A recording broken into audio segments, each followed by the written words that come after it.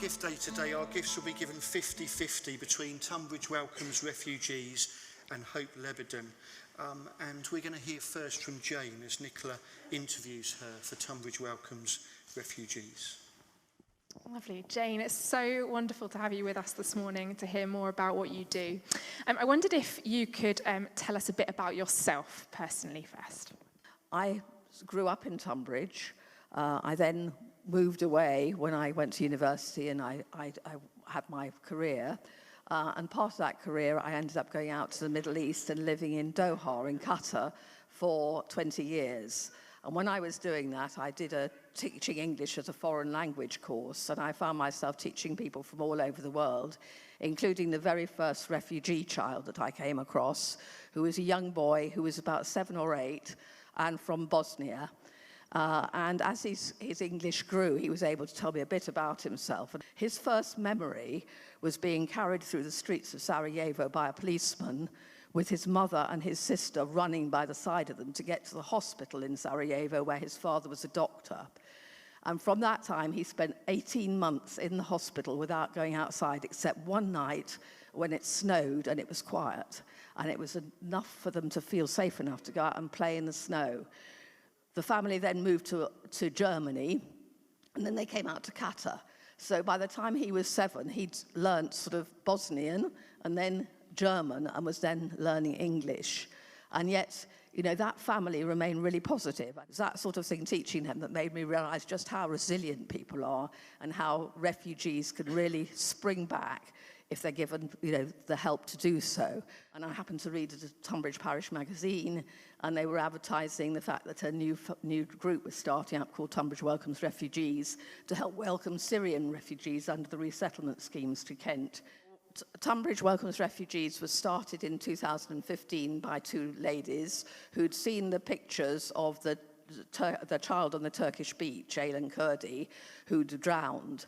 And they decided that they had to do something. And so they persuaded Tonbridge and Morling to take 10 refugee families. We're now supporting 80 people who are from Syrian, Afghan, Sudanese, in Tonbridge and Maidstone, and we also help with some of the families with English in Tunbridge Wells, and we have done in Sevenoaks too.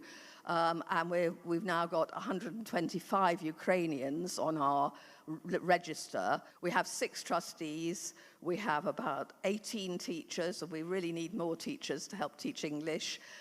We have about 60 active volunteers, and then we have many more kind donors, and we do all sorts of things. We teach English, we take people to medical appointments, we give them lifts, we help them once they get to the end of their 5 years with support from a social worker. We help them with things like job centre and schools and school, parents' evenings, that sort of thing. And could you tell us about what your most urgent needs are at the moment? So if people are giving as part of the gift day, what will that money go to help do? Each set of English books we use costs about, if we have to pay full price, it costs us £22. So English books, educational books, big dictionaries. I've got a family I'm supporting where 2 of the children want to be doctors and engineers, and they need that. This is for an Arabic family, an Arabic-speaking family, a big dictionary. One thing that is really important is transport, because a lot of the families who are hosting Ukrainians live not in the centre of the town, but outside, in places that are somewhat difficult to access. So, we're buying things like, sort of bus passes or helping with train fares sometimes. We usually buy family rail cards, for example, to help them get around. We try and find bikes free, but those bikes will need, servicing and spare parts. And we also make sure that everybody who has a bike from us also has all the necessary gear, helmets, lights. We have been able to fund laptops in the past through grants and things. So laptops, mobile phones.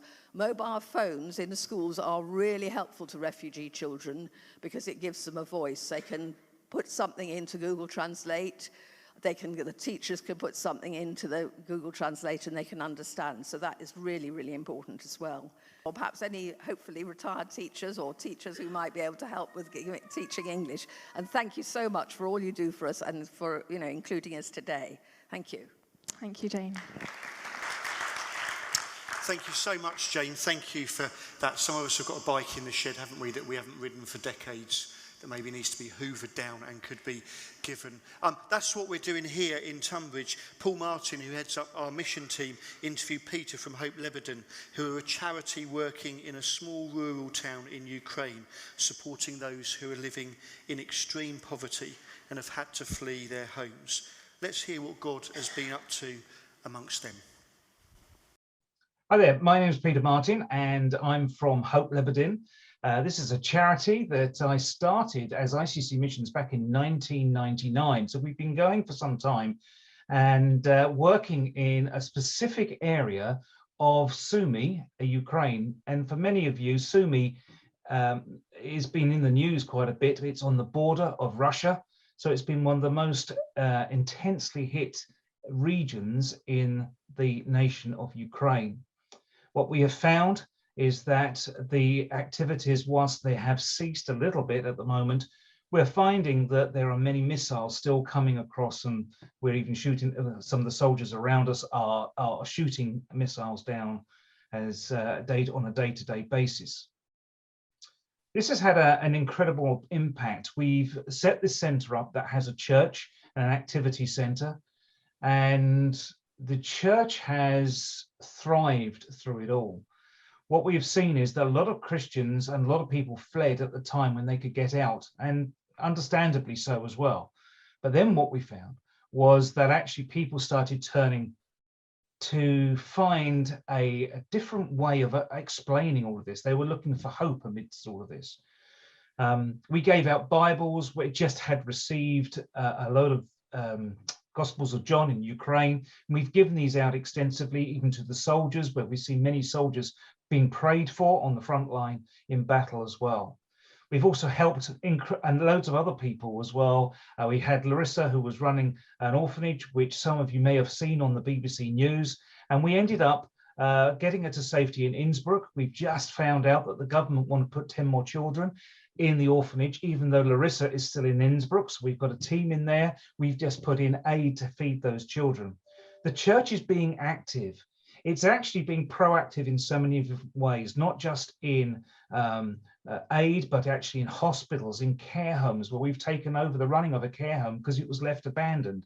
And so a family from the church went in and has lived in there to help care for the 26 elderly people. And so the impact on the church has made it be something that has invited people into the church to being actually out in the community. And as a result, we're getting about 300 along to a daily service, which is incredible, because I don't think many people here in the UK would actually get excited about going to a daily service, let alone have 300 people in a small town. So the church is thriving. But right now, the needs are still growing. They're different needs as we enter into a different phase of this war. We have got to access more Bibles. We've got to access more aid. Clothes are desperately short. Food is going to be very short. Inflation, fuel is running at 400%. We think prices have gone up a lot here in the UK, but fuel is running at 400%. That there are many displaced coming through. It is estimated that over 20% of the people are displaced from their homes, and we're seeing that actually 65% of all children are displaced from the home. And it's the children where we want to focus a lot of our attention on. We want to run summer camps this year for youth and summer, which gets them away from everything that's going on. So this is what we're doing. This is where the need is. The need's going to keep growing, and any church that can get alongside us, we would love immensely.